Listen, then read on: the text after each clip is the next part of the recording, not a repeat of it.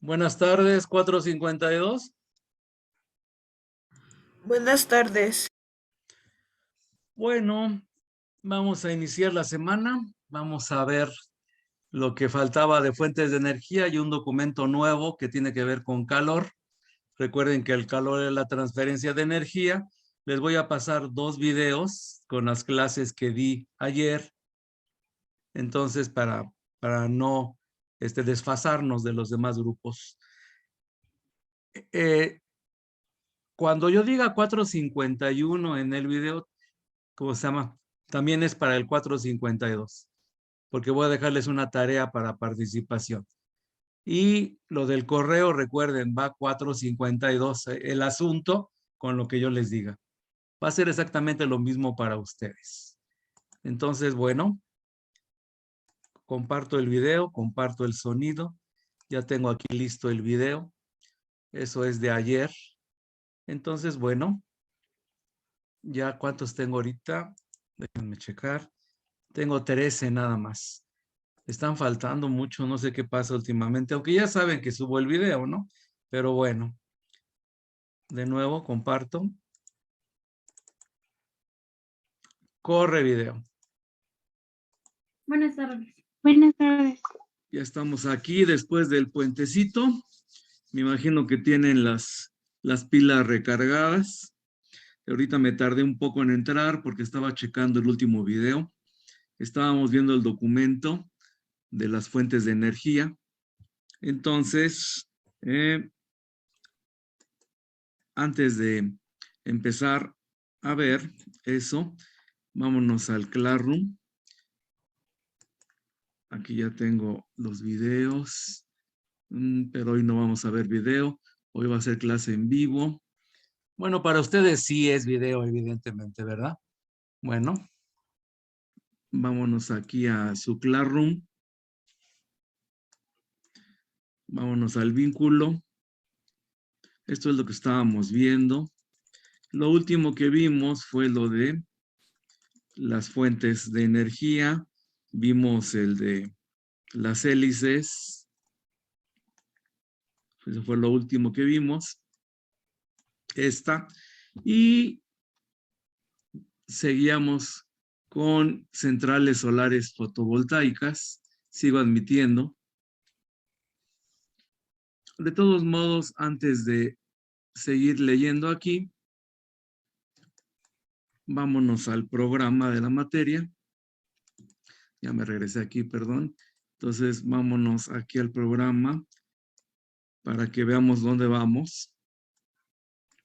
Aquí en novedades. Vámonos al programa de la materia. ¿Dónde está? Aquí está.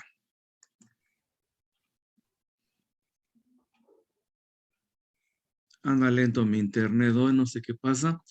Y vamos en la unidad número 2. Chequen ahí, generación de energía eléctrica, tipos de plantas generadoras de electricidad y su transmisión. Estamos viendo eso. Falta que veamos generadores de corriente, ley de inducción de Faraday. Falta que veamos circuitos eléctricos. Ahí lo que faltaría ver también sería ver conceptos básicos como corriente eléctrica, voltaje, resistencia eléctrica. Pero voy a saltarme eso porque quiero verlo al final, lo de electricidad. Vamos a ver el punto 2.3, que es calor, trabajo, conservación de energía. Vamos a ver lo que es calor, lo que es las formas de transmisión de calor en cuanto acabe de leer el documento que estamos viendo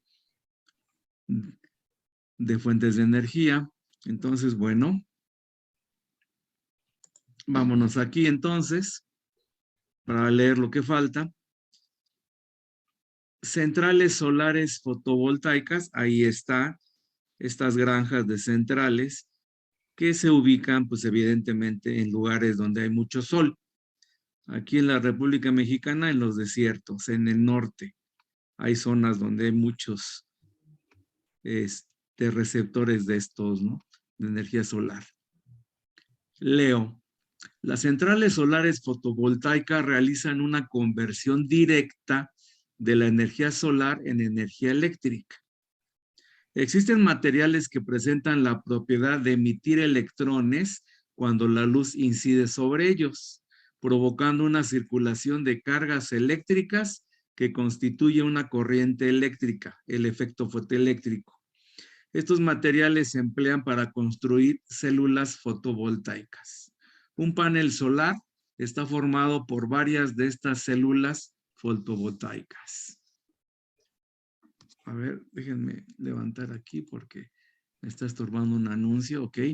Luego dice, la corriente eléctrica generada por los paneles fotovoltaicos puede consumirse en el momento o acumularse en un sistema de baterías. Se puede almacenar.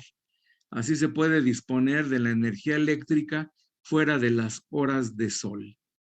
Para mejorar el rendimiento de los paneles fotovoltaicos, estos suelen colocarse sobre un elemento que se orienta con el sol, siguiendo su trayectoria desde el amanecer hasta el anochecer, con el fin de que los rayos siempre incidan perpendicularmente al panel, o sea, que se aproveche mejor la luz solar.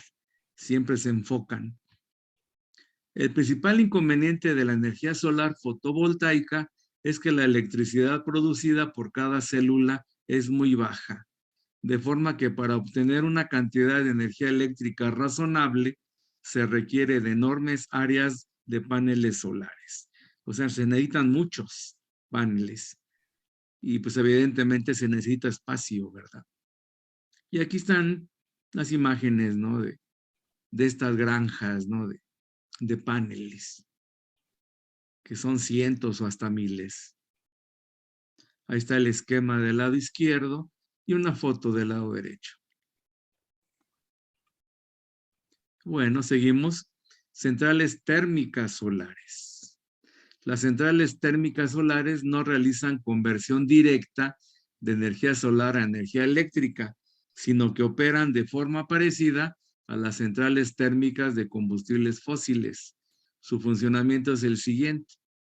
La luz se refleja en un conjunto de espejos orientados, heliostatos, para concentrar la luz reflejada hacia una caldera.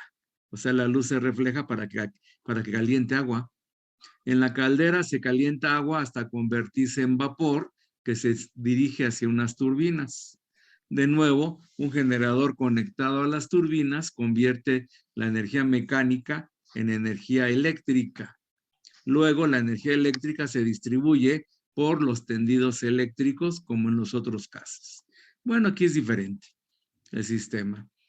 La gran ventaja de las centrales térmicas solares es que no requieren de fuentes de energía no renovables, combustibles fósiles, petróleo, gas, y no contaminan. El mayor problema es su baja eficiencia, ya que proporcionan menos energía que una central térmica. Además, existe un condicionante geográfico acusado, pues solo son rentables en regiones soleadas durante la mayor parte del año. Bueno, aquí está otro tipo de fuente de energía, ¿no? Esta sí, francamente, no tengo idea si tengamos aquí en México. Centrales geotérmicas, aquí sí tenemos. En algunas regiones del mundo, Islandia, Nueva Zelanda, etcétera, existen zonas de elevada actividad volcánica, donde la temperatura que alcanzan ciertas masas de rocas cercanas a la corteza terrestre puede llegar a ser elevada. Las centrales geotérmicas aprovechan dicho calor para hacer circular agua por medio de turbinas. El agua se calienta, llegando a generar vapor a alta presión que se emplea para mover unas turbinas conectadas a un alternador que produce la energía eléctrica. Y bueno, aquí estamos aprovechando pues el interior de la Tierra, ¿no? Que está calentando el agua y bueno, eso es lo que ayuda a generar la energía eléctrica. Y ahí está el esquema del lado izquierdo y una foto del lado derecho. Aunque más bien parece dibujo, ¿no? En el lado derecho, ¿no? Pero bueno. Centrales mareomotrices. Bueno, aquí se aprovecha el movimiento del agua. La marea es el fenómeno por el cual las masas de agua de los mares ascienden y descienden debido a la fuerza de atracción gravitatoria que genera la luna sobre ellas. O sea, la luna jala el agua, la atrae.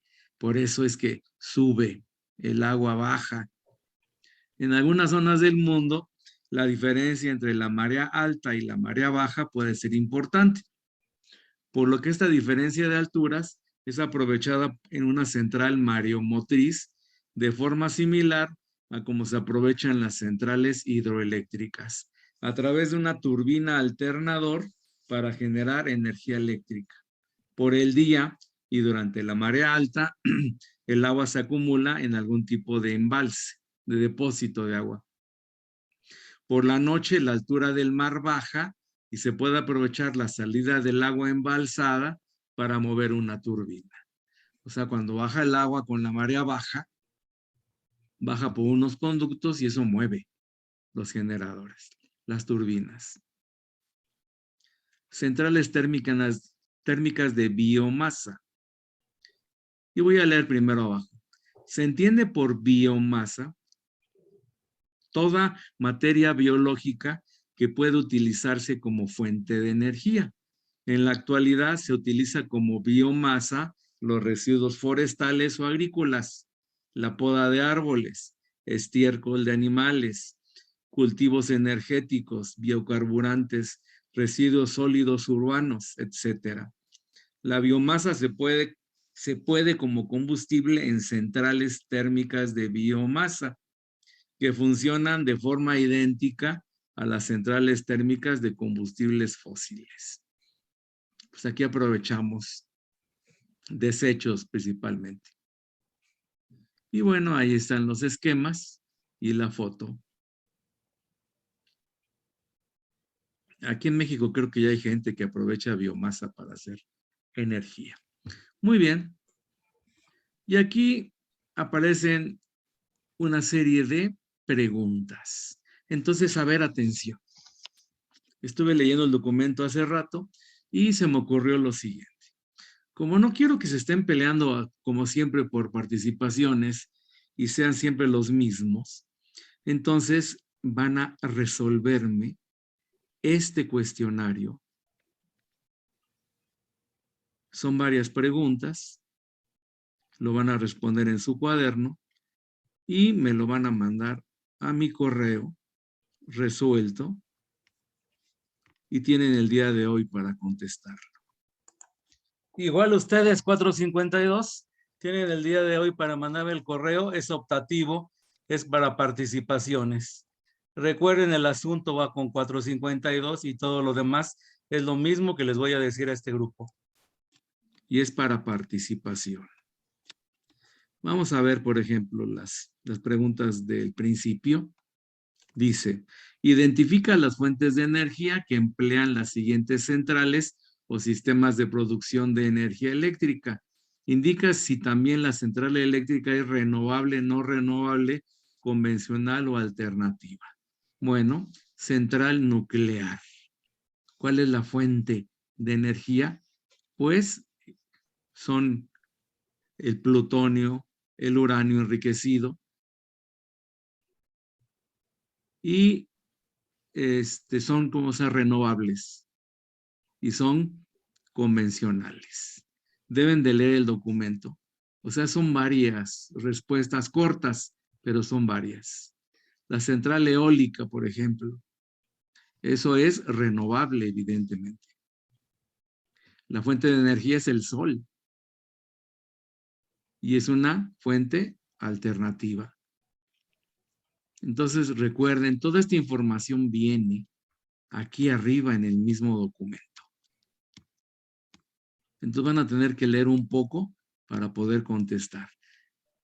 No es obligatorio porque es opcional, es para participaciones. Van a tener que leer el documento para contestar las preguntas.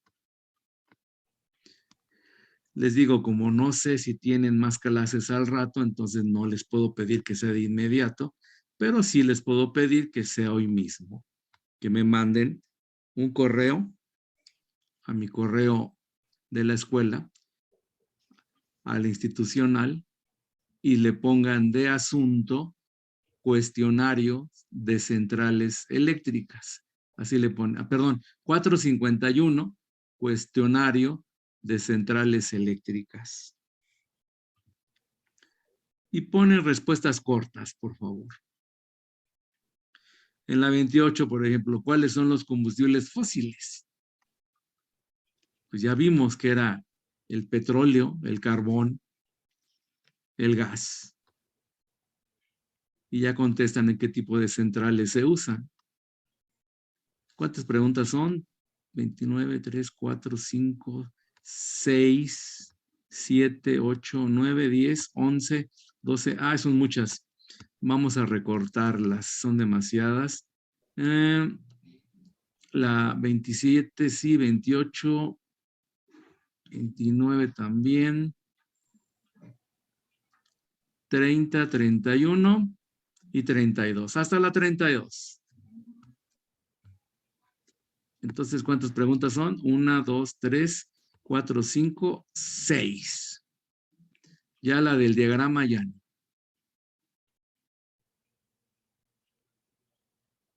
Sí, porque son demasiadas y en la mera verdad tampoco se trata, ¿no? De que estén tanto tiempo, ¿no? Porque sí, son muchas preguntas, francamente. Muy bien. Y esto es en base al documento. Y el documento ustedes lo tienen. Ya saben dónde. En la tarea número 9. Vámonos aquí. Aquí está el programa. Y trabajo en clase, tarea 9. Tipos de energía. Y es aquí este documento. Vínculo. Es el que está a la izquierda. Ahora bien, ya está otro documento que estuve checando el fin de semana.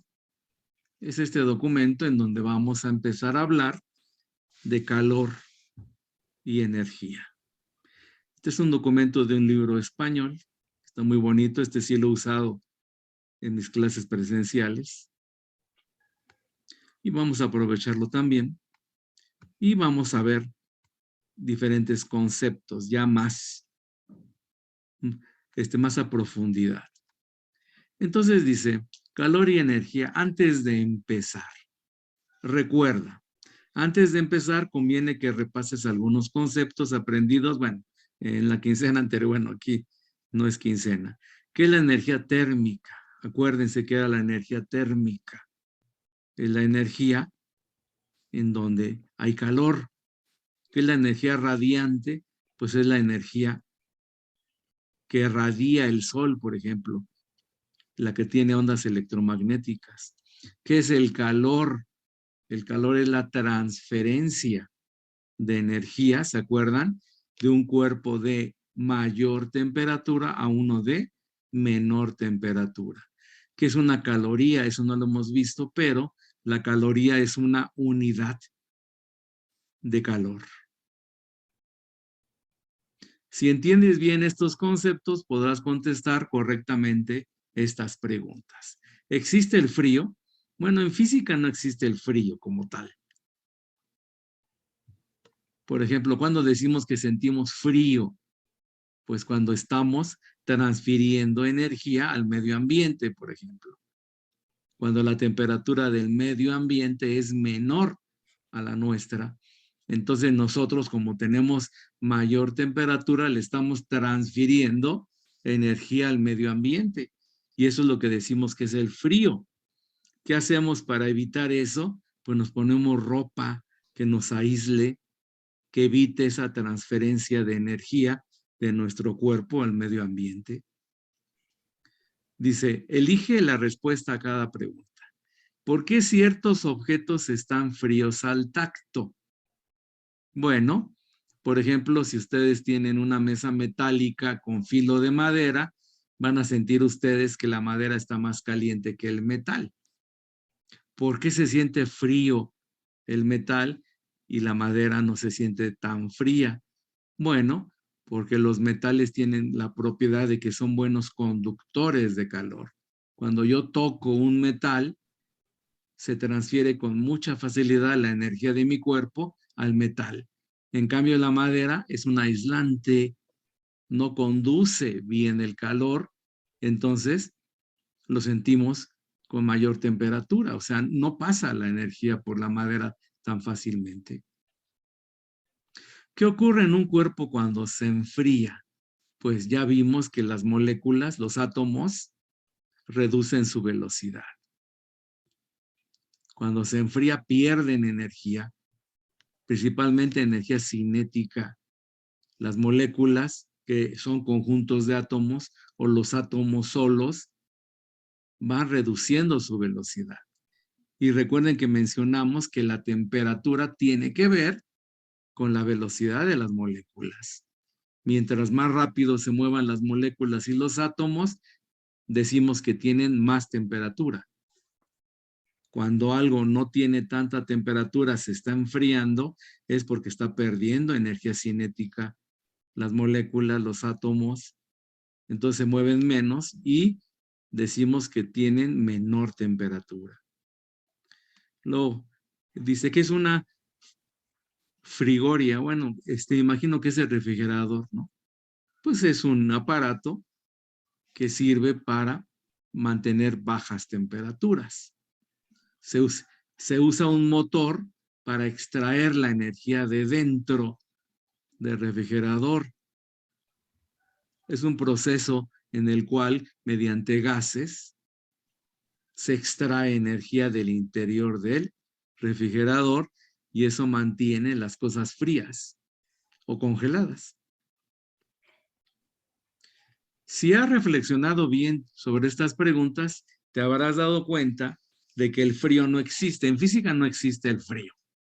Un cuerpo parece frío cuando la energía térmica de sus partículas es baja, cuando las moléculas se mueven a menor velocidad. Cuando entramos en contacto con un cuerpo con partículas de baja energía térmica, le cedemos energía propia. De ahí la sensación de frío. Como se los dije, si el medio ambiente está a menor temperatura, entonces la tendencia es que los cuerpos que están más calientes como nosotros, le cedamos energía al medio ambiente. Le transfiramos energía al medio ambiente. El calor va de mi cuerpo al medio ambiente. Y eso es una sensación de frío. Así le decimos. La frigoria no es más que la pérdida de una caloría. Aquí es el término. La frigoria no es más que la pérdida de una caloría. Yo pensé que era el refrigerador. Entonces, bueno, si perdemos una caloría es una frigoria. Miren, siempre aprende algo uno nuevo. Y esto no lo había leído yo. Siempre me saltaba aquí. Aclarando conceptos. Temperatura y energía térmica. Ya sabemos que la energía térmica se debe al movimiento de las partículas que forman la materia y que la temperatura es una propiedad medida por los termómetros que permiten diferenciar cuerpos calientes y fríos. ¿Qué relación hay entre estas magnitudes? Bueno, fijémonos en la escena de la derecha y tratemos de contestarnos las siguientes preguntas. ¿Tienen todas las partículas del gas la misma energía? ¿Qué ocurre después de subir o bajar la temperatura? Arrastrando el punto rojo en las partículas del gas.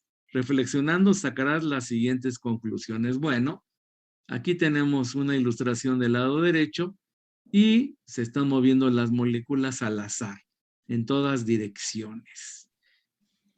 Y se ve que las flechas son cortitas. Eso significa que tienen baja velocidad. Entonces la temperatura es baja.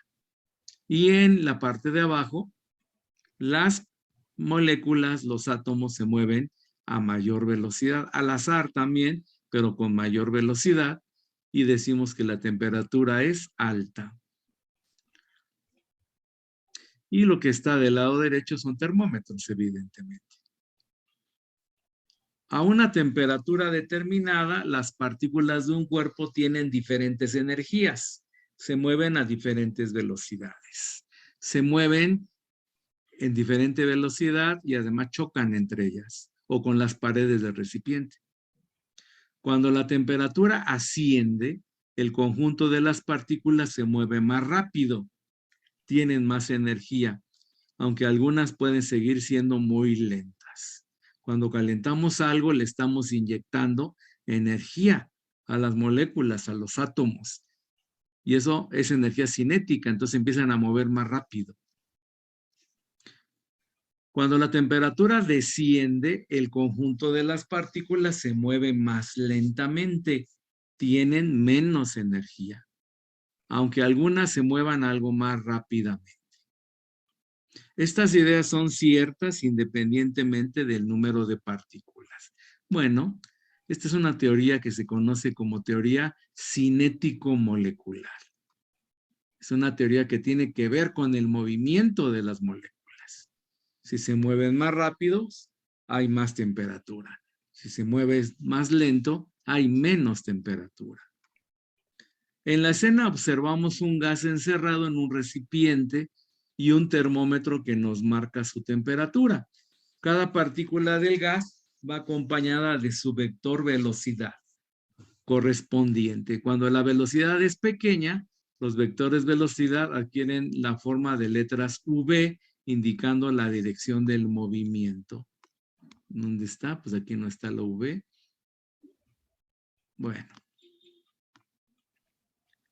Obviamente, si la temperatura y por lo tanto la velocidad media de las partículas es alta, los choques de las partículas con las paredes son más violentos y el gas ejercerá más presión. Aunque no podamos medir directamente la velocidad de las partículas, su presión y la temperatura son sus indicadores macroscópicos. Bueno, ¿qué pasa? Si yo tengo un recipiente con gas, pues el gas está chocando, las partículas del gas chocan contra las paredes del recipiente que lo contiene. Si yo caliento ese recipiente, ¿qué va a pasar? Pues las moléculas se van a mover más rápido. Pero ¿qué sucede? Cuando se mueven más rápido, chocan más violentamente contra las paredes. Es una fuerza que se está aplicando a una superficie, las paredes del recipiente. Bueno, a una fuerza que se aplica a una superficie se le conoce como presión. Es como una olla express. Si ustedes meten agua, la cierran, la sellan y calientan, pues las moléculas de agua se convierten en vapor y mientras más y más se caliente ese vapor, más rápido se mueven las moléculas y más golpean las paredes de la olla express. Y eso se traduce en una mayor presión. Y evidentemente ustedes han visto, ¿no? Que cuando ya está muy caliente, se empieza a salir el gas por la salida de emergencia que tienen arribita, ¿verdad? Y si nos descuidamos, hasta puede explotar, ¿verdad? Porque la presión sería demasiada en cierto momento. Muy bien. Ejercicios resueltos, eso no los vamos a ver ahorita. Calor y energía. Calor y energía térmica. Cuando un cuerpo aumenta su energía térmica, se está calentando, es decir, recibiendo calor. Cuando un cuerpo aumenta su energía térmica, algo está provocando que aumente esa energía térmica. Esa es una transferencia de calor. Alguien le está transfiriendo energía, por lo tanto está recibiendo calor. Recuerden que eso es el calor, la transferencia de energía. Cuando un cuerpo disminuye su energía térmica, se está enfriando, es decir, perdiendo calor. Ahora es al revés, se transfiere la energía del cuerpo hacia afuera. De esta forma, el calor no es más que una forma de denominar a los aumentos y pérdidas de energía térmica. El calor puede provenir de una conversión de una energía en otra. En la escena de la derecha, el calor proviene de la energía química. Vamos a ver, por combustión. A medida que pasa el tiempo, la energía producida por el mechero, está un mechero abajo, es absorbida como calor. O sea, un mechero puede ser de gas. Entonces estamos convirtiendo la energía química interna del gas, la estamos convirtiendo en calor. Estamos transfiriendo esa energía al líquido que está arriba, invirtiéndose en aumentar la energía térmica. Es gas, la energía térmica del gas. Y por tanto, su energía térmica media que se reflejará en un aumento de la temperatura observable. O sea, tenemos el mechero calentando gas y el gas se empieza a mover más y más y más. Las moléculas se mueven más rápido, chocan más veces con las paredes del recipiente y aumenta la presión. En esta escena utilizamos unidades arbitrarias de calor y energía media, porque dado el gran número de partículas que componen el gas, la energía por partícula es tan pequeña que no resulta interesante medirla en unidades del sistema internacional. Aún así, podemos concluir que el calor es la variación de la energía térmica de un cuerpo. Por lo tanto, el calor no es una magnitud independiente que se pueda almacenar en los cuerpos. La magnitud que aumenta o disminuye en su cuerpo es la energía térmica y estas variaciones se reflejarán en la variación de temperatura. El calor no es algo físico. Recuerden, el calor es una transferencia de energía. Más adelante veremos una excepción, un caso en que la absorción de energía en forma de calor no produce una variación de temperatura, aunque sí se traduzca en una variación de la energía interna de un cuerpo. Otro aspecto interesante que debemos señalar es la dificultad de medir la energía térmica media de las partículas de un cuerpo de forma directa. Para poder medirla de alguna forma necesitamos recurrir a alguna propiedad macroscópica relacionada con ella, como la longitud de la columna de mercurio de un termómetro. O sea, ¿qué tenemos que hacer para medir temperatura? Usar alguna propiedad. En el termómetro, ¿qué propiedad se usa? Pues el mercurio es un metal, pero ¿qué sucede cuando se calienta o se enfría? Pues cambia su volumen. Cuando se calienta, se dilata, aumenta su tamaño. Cuando se enfría, se contrae. Se reduce su volumen, su tamaño. Entonces vamos a aprovechar esa propiedad del mercurio que es la dilatación. Muy bien, las preguntas esas hasta después. Calor y energía. Calor y temperatura. A final de cuentas, no es lo mismo calor que temperatura. Calor es la transferencia de energía y temperatura va a tener que ver con el movimiento de las moléculas, con la energía cinética. Aunque en un apartado posterior estudiaremos con algún detalle las escalas termométricas, ya veremos las escalas, ya estamos lo suficientemente familiarizados con el termómetro como para poder entender su uso como instrumento de medida del calor ganado o perdido por un cuerpo. En la escena de la derecha, calentamos un recipiente con una cantidad medida de agua. Si registramos la temperatura en diferentes momentos, podemos obtener una curva de calentamiento, como la que observamos en la parte inferior.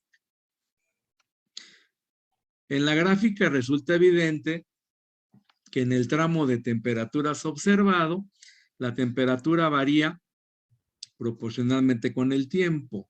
O sea, se ve una recta. Cuando se ve una recta, ¿qué significa eso? Que si aumenta la temperatura, aumenta el volumen de forma proporcional. Dice, por lo tanto, suponiendo que la fuente de calor ha actuado de forma similar todo el tiempo, podremos decir que el calor absorbido por el agua es proporcional a la variación de temperatura. Aquí relacionan temperatura con el calor. De esta experiencia podemos extraer una definición de la unidad de calor. La caloría es el calor que hay que suministrar a 1 gramo de agua para que aumente 1 grado Celsius su temperatura. Así se define la unidad de calor, la caloría. Es el calor que hay que suministrar a 1 gramo de agua para que aumente 1 grado centímetro su temperatura.